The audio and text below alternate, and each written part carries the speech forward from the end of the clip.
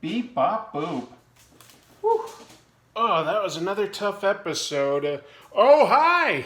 You caught me. I've always been wearing a costume. Hey, speaking of costumes, let's take a look at the origins and history of cosplay. Comic tropes. Comic tropes.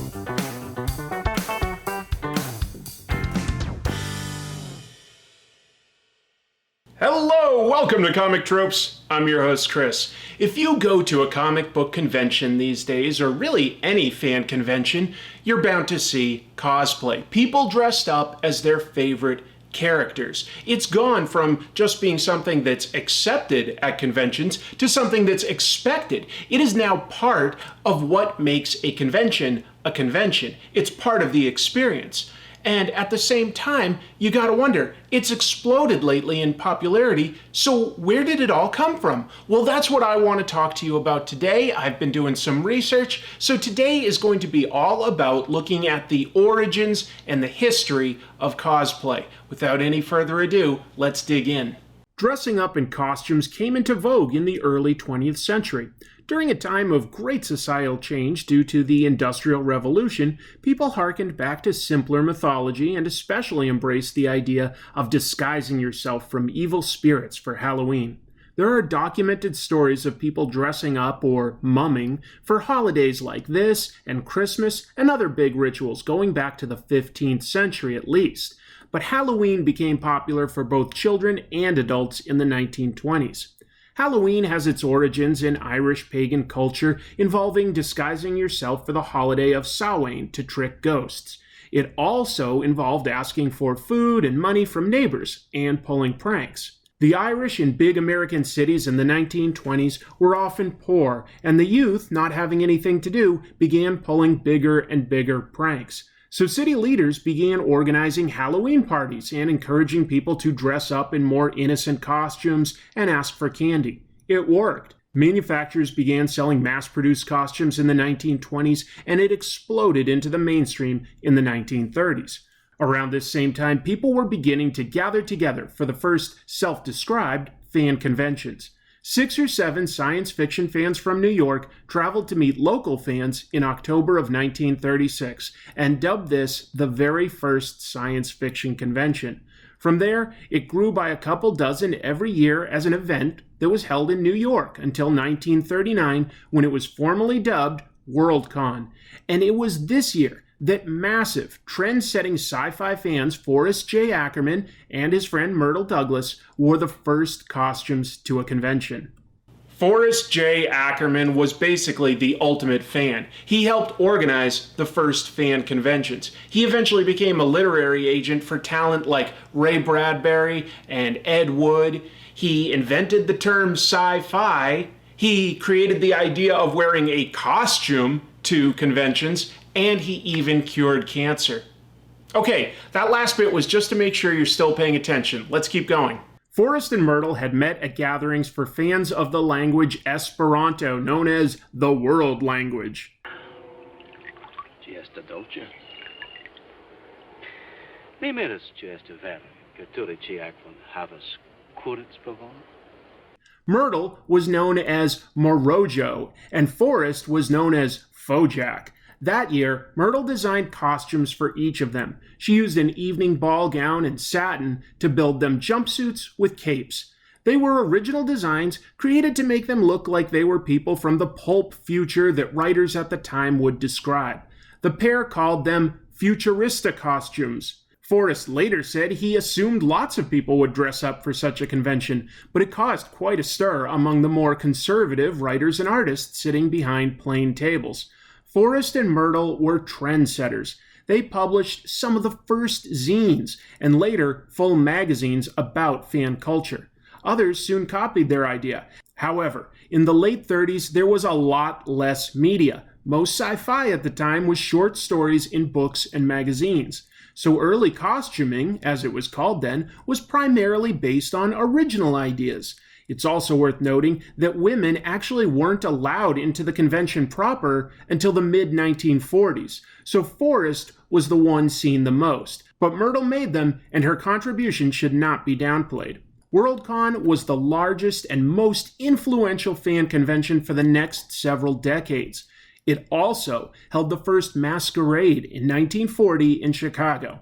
This was a contest where the best costume won an award. Costume contests have now been a standard event at large conventions for over 70 years.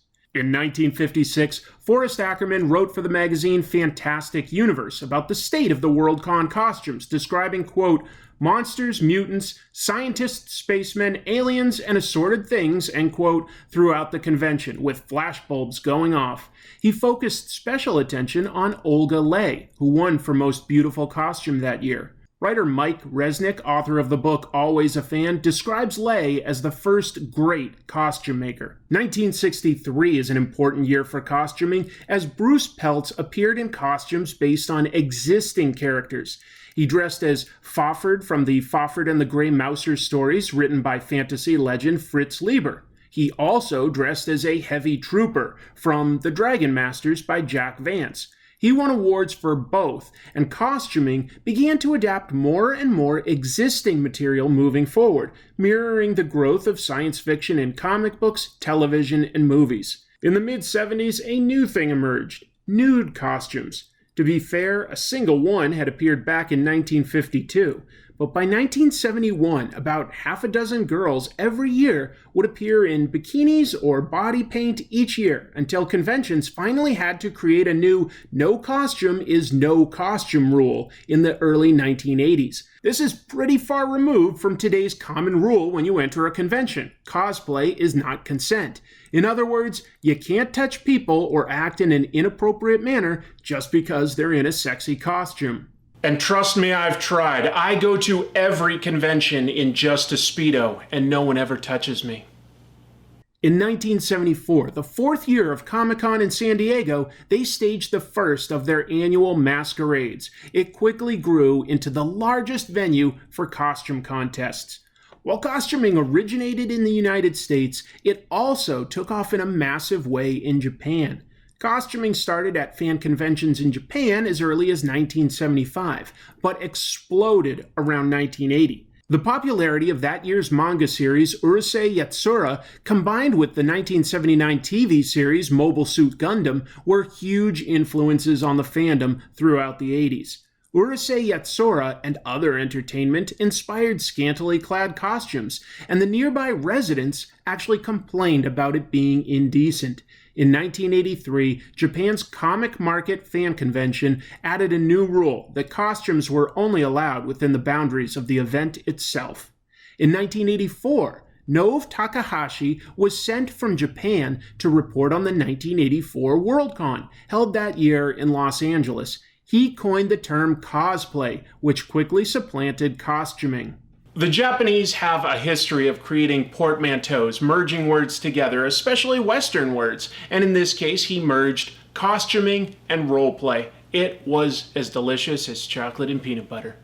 In 1999, the world's first cosplay cafe opened in Akihabara, Japan, a district of Tokyo that originally was an electronics haven, but quickly adapted to become home to everything nerdy, from video games to toys. They are also known as maid cafes, and you can always find maids passing out flyers to their restaurants on the streets of Akihabara. By 2003, Japan had launched a magazine devoted to cosplay called Dengeki Layers. Also in 2003, the World Cosplay Summit first took place in Nagoya.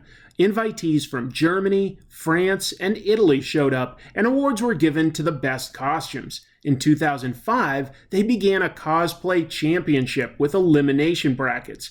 It is the world's largest cosplay gathering, and the latest gathering brought the number of participating nations up to 28. It's really only in the last decade that some cosplayers have become celebrities and are essentially professional cosplayers. Linda Lee, Jessica Nigri, and Yaya Han are just a small sample of the dozens of cosplayers who regularly attend conventions and compete in masquerades, and also dress up as official mascots for video game companies, host competition shows, and more. The ubiquity of the internet and social media allows fans from around the world to follow and support cosplayers in a way they never could until the last couple of decades. So now I've gone over the origins and the history of cosplay with you, but as to why exactly an individual decides to get involved in cosplay, that's honestly a deeper question than I'm equipped to answer. That's something for anthropologists or psychologists to look at for the reasons why people get into this. All I can say is it definitely reflects a deep want to identify with a particular character.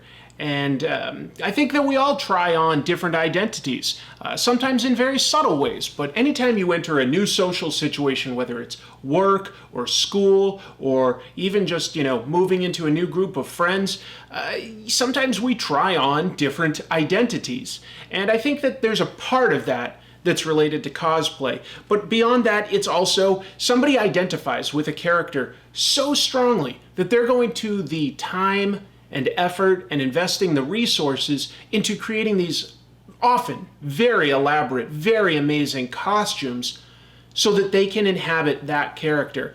I think that that's one of the ultimate forms of being a good fan. I think that that's amazing that you want to honor the creation in that way. It's really amazing. Anyway, speaking of amazing creations and honoring the creator, I'm flattering myself, but let's take a look at what fan art came in this week. John Paul Nicholas sent in art based off of my episode where I reviewed modern-day Rob Liefeld work. I like the inclusion of the weird sodas I had in that episode. Deb Wolf sent in artwork featuring me reading with her webcomic character Fred. Deb included her website and email if you want more. Iconic Art sent in this piece, which features me getting kissed by a female zombie. It's probably like pushing a week-old cabbage against your face. You can see more art on Instagram. Seth Leoric returns with some artwork featuring me poisoning some Cobra troops, I believe. Finally, Shay made some art featuring me in an illustration inspired by Bill Watterson's Calvin and Hobbes. You can see more of Shay's artwork and creations on Instagram. Hey everyone, I'm always happy to share fan art as long as it's related to comic tropes. Just send it to this address, comictropes@gmail.com. I'll be happy to feature it. And then I enter the entrance in a chance to win a Gachapon prize. So that comes out of the Gachapon machine that was donated to us by Lunar Shine Store. I've put everybody that sent in artwork this week, I've numbered them. So I'm just dropping it into a bag, shuffling it up. Very old school, okay, number 4 is Seth Leoric. Seth, I think you've won before. If I'm wrong, I'll draw another Gachapon, but I think you've won before, so let me try one more time. And I get number 2. Number 2 was, I need to look at my script, Deb Wolf. All right, so let's take a look at what you won. These Gachapon in particular were donated by a viewer, Jarrell, and they're all Hellboy themed. This particular one is Abe Sapien. Can't quite tell, but you know, it's got a blue capsule. So, Deb, I will send that to you. Seth, I'll double check to make sure, but I think you've won before. I'm pretty sure. It can be hard to remember. I've made a lot of episodes at this point. Speaking of episodes, thank you everyone for your support. Remember to hit like and subscribe on this. That really helps the channel. You can support me through Patreon, like some of these wonderful folks. And I've also got, if you wanted to do a one-time tip, a coffee account. But just know that I've got some really exciting stuff coming up. I'm thinking very far ahead. I've already got stuff planned for, October, Halloween. I've got some stuff for that. I'm working on a big episode for when I go to Japan later in the year. But also in the shorter term, I'm going to be focusing on finally, more modern artists and writers, looking at their techniques, because that's something I love to do with this channel. So thank you so much for watching, and until I see you next time, keep reading comics.